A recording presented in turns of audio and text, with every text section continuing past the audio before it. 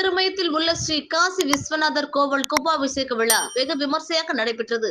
புதுக்கோட்டை மாவட்டம் திருமயத்தில் உள்ள ஸ்ரீ காசி விஸ்வநாதர் கோவிலில் கும்பாபிஷேக விழா இன்று வெகு விமர்சையாக நடைபெற்றது. இந்த விழாவை முன்னிட்டு கடந்த 3 தினங்களுக்கு முன்பு கோவில் முன்பு யாகசாலை அமைக்கப்பட்டு கணபதி ஹோமம், லட்சுமி ஹோமம், நவக்கிரக ஹோமம், வாஸ்து சாந்தி ஹோமம் உள்ளிட்ட பல்வேறு ஹோமங்களும், விக்னேஸ்வரர் பூஜை, லட்சுமி பூஜை, கோ பூஜை உள்ளிட்ட பல்வேறு பூஜைகளும் நடைபெற்றது. அதனைத் தொடர்ந்து 5 கால யாக பூஜை நடைபெற்று வந்த நிலையில் இன்று 6ஆம் கால யாக பூஜை நடைபெற்றது.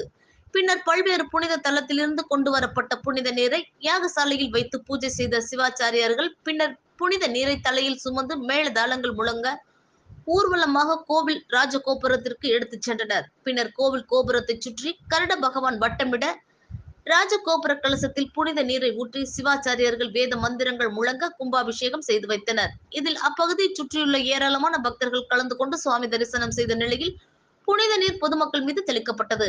பின்னர் தீபாரதனை காட்டப்பட்டு கும்பாபிஷேகத்தில் கலந்து கொண்ட அனைவருக்கும் அன்னதானம் வழங்கப்பட்டது.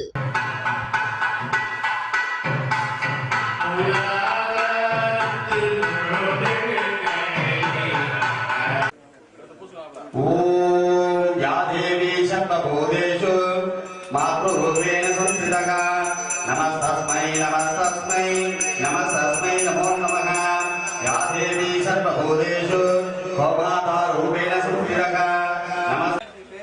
मंगलवाद्यத்தோட கோயில ஒரு சுத்து சுத்தி வந்துருங்க.